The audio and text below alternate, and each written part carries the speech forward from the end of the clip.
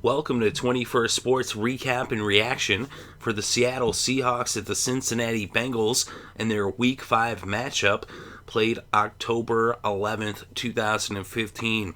We're going to go over every score and the stats and give our breakdown and analysis. So start off in the first quarter.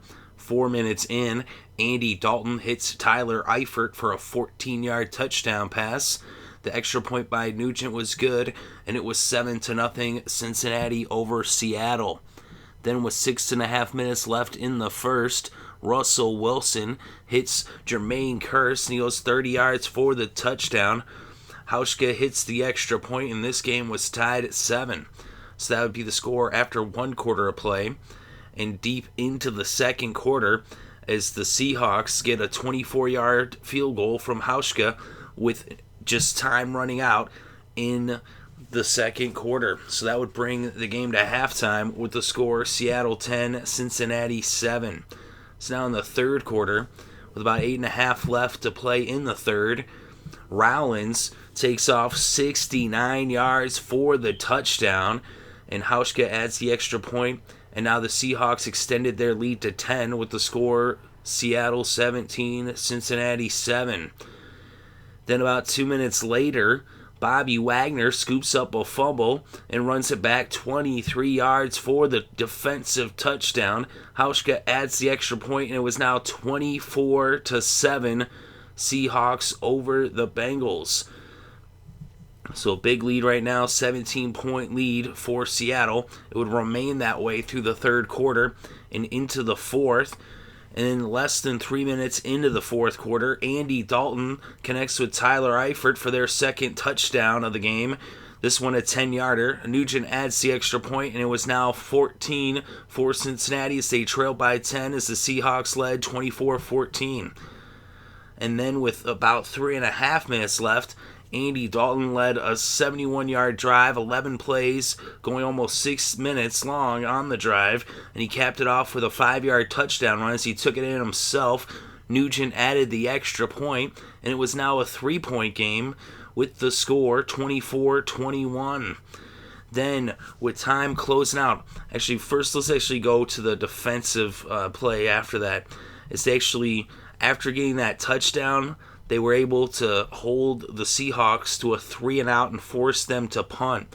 And so now the Bengals would get the ball with just over 2 minutes left in regulation, trailing by 3 points. So they needed a field goal to tie this game and a touchdown to win. But they started off on their own 18-yard line, so 82 yards away from the end zone.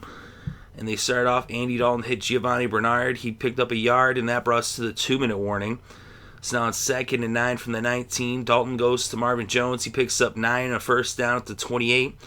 Then an incomplete pass, but a pass interference call against the Seahawks would net 27 yards. And now it was a first down in Seattle territory at the 45 for the Bengals with about 1.5 minutes left to play. And they had no timeouts on this final possession of regulation. So in shotgun, Andy Dalton goes to Tyler Eifert. He picks up 25 yards. That would bring the ball to the Seattle 20. Giovanni Bernard then picked up 6 yards. That made it 2nd and 4 at the Seattle 14 in the red zone. Andy Dalton then throws an incomplete pass that stopped the clock with about 24 seconds left. 3rd and 4 from the 14. Dalton scrambles. He picks up a yard, but he does not stop the clock, so 4th and 3, they had to rush the field goal unit out on the field, no timeouts, and they just narrowly, in the nick of time, get the field goal off a 31-yard attempt by Nugent. It's good as time runs out, and this game is going to overtime. So a dramatic, thrilling finish there in the closing moments of regulation is the Bengals, without any timeouts, march down the field. They got into the red zone, and they get the 31-yard field goal to tie it up at 24 apiece. As I said, this game would go to overtime. So now the Seahawks would get the ball first, and they would net 18 yards on their possession before having to punt after 6 plays from their own 38. And a part of that due to an offensive holding call, they would push them back and force them into a 3rd and 15 Of course, they punted on 4th and 6 from the 38, as I said. So now the Bengals took over on their own 26. But Seattle's defense would force them to punt after 5 plays and 24 yards from midfield. So on 4th and 4 from the 50, the Bengals would punt it back to the Seahawks. So now at this point, that both teams had the ball in overtime. Whoever scored would win this game. And the Seahawks had the ball, so they would start off by handing it off from the 20 to Rawls. He picked up 2, but there was a clipping penalty against Seattle. Another penalty that was costly for them. This pushed it back to the 10-yard line, 1st and 20. Jackson would catch a pass from Wilson and go 12 yards, setting up 2nd and 8 from the 22. Then an incomplete pass made it 3rd and 8 from the 22. And Carlos Dunlap and Lemur come up with a huge sack as they drop Russell Wilson for an 8-yard loss, forcing the Seahawks to punt the ball. So 4th and 16 from the Seattle 14, they would punt it. Pac-Man Jones ran it back 19 yards. So now the Bengals would take over at midfield on their own 43. Andy Dalton then hit Eifert for a 12-yard reception that brought the ball across midfield to the Seattle 45. Giovanni Bernard then picked up 13 yards on the ground, made it a 1st down at the Seattle 32. Bernard then picked up another 4 yards, and the Bengals took a timeout. So it's now 2nd and 6 at the Seattle 28. They gave it back to Bernard. He picked up 3 yards. Now it's 3rd and 3 at the Seattle 25. They give it back to Bernard. He picks up a yard as they set it up for the field goal attempt. A 42-yard attempt on 4th and 2 from the 24 by Nugent. It's up. It hits the left upright and bounces in, and the Bengals win. What a comeback victory for Cincinnati as they remain undefeated. They're 5-0 on the season, 3-0 at home. They were down by 17 points heading into the 4th quarter. They score 17 unanswered in the 4th to force overtime with a field goal in the last seconds of regulation.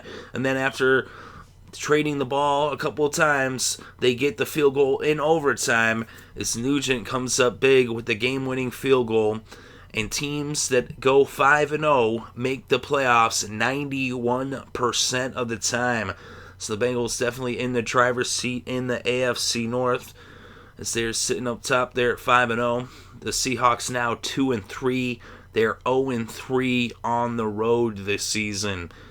Of course, no shame in losing to the Bengals at home, and especially in a game like this. The Seahawks did have this one, it looked like it was well in hand coming down the stretch, but Cincinnati, they come up clutch in the 4th quarter down the stretch, and Andy Dalton coming up huge, throwing his 2nd touchdown pass of the game early in the 4th, and then he takes it in himself with less than 4 minutes left, and then on that final drive with no timeouts, bringing him down the field in 7 plays, going 69 yards, setting up that 31-yard field goal.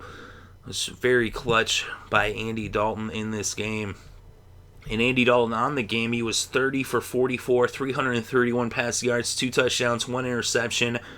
Russell Wilson, 15 for 23, 213 pass yards, 1 touchdown, 1 interception. He also had 21 yards rushing off of 3 carries.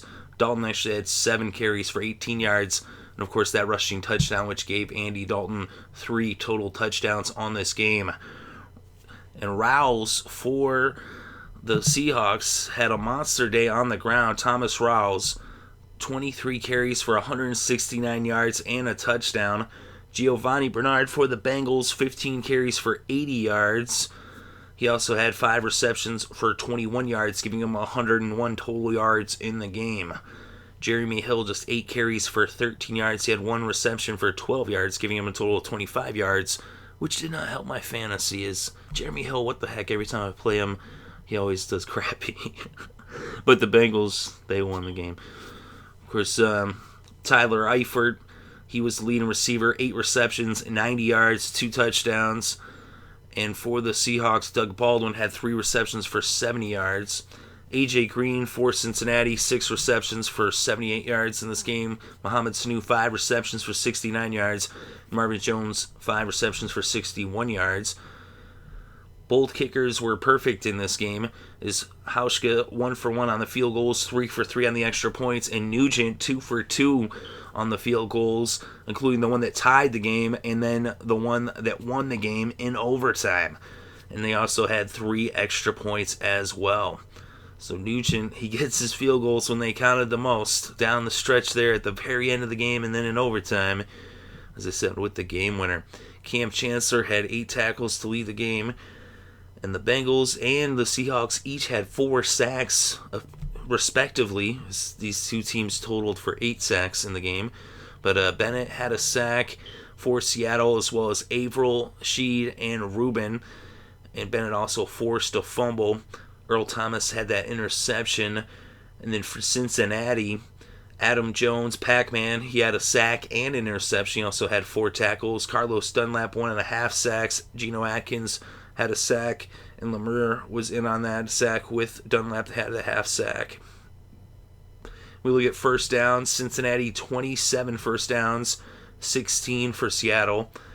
And we look at third downs, 6 for 15 for the Bengals, 40% conversion rate. 5 for 13 for the Seahawks, 38% conversion rate. Total net yards, 419 for Cincinnati, 397 for Seattle. Net rushing yards, 200 for the Seahawks, 109 for the Bengals. Net passing yards, 310 for Cincinnati. Dalton was sacked 4 times for a total of 21 yards lost. And net passing yards for the Seahawks, 197. Wilson was sacked 4 times for a total of 16 yards lost. And we look at the penalties, 10 penalties against the Seahawks. That really was costly for them. They had some big penalties, especially in the fourth quarter, that really hurt them by ending their drives and also extending the Bengals' drives. They had 112 penalty yards in the game, just 50 penalty yards for Cincinnati off of 7 penalties. Cincinnati did lose a fumble, though. So both teams with 1 interception. Cincinnati did have the fumble, giving them 2 turnovers versus 1. But in the red zone, this is the big difference in this game, is the Seahawks 0 for 2 in the red zone. They could not get into the end zone when they got in the red zone. And on the other side, Cincinnati 3 for 4, converting 75% of their red zone trips, as they were clutch in the red zone. And that's a big reason why they won this game. Of course, coming up clutch in the fourth quarter. And the time of possession, 40 minutes, 49 seconds for Cincinnati, 30 minutes, 35 seconds for Seattle. Of course, the extra time because of overtime. So they played 11-plus minutes of overtime. So the Bengals, a huge win at home. They're one of the toughest teams to beat at home. And you see in this game why is that the Bengals at home, they're never out. They might be down, but they're not out. And things were looking rough heading into that fourth quarter, but a huge fourth quarter by the Bengals coming up big time. They got the defensive stops. The defense came together there, especially in overtime, also forcing those punts by Seattle, as each team had a chance to win it in overtime. But Cincinnati, with momentum on their side, they come up huge. Andy Dalton comes up clutch, and of course Nugent as well, with those 2 big field goals. Like I said, the one at the end of regulation and then the one in overtime. So let me know what you think in the comment section below. Definitely interested to read your thoughts and opinions. Thank you very much for listening. It is greatly appreciated. I hope you're having a good day and had a great weekend and enjoyed all the sports.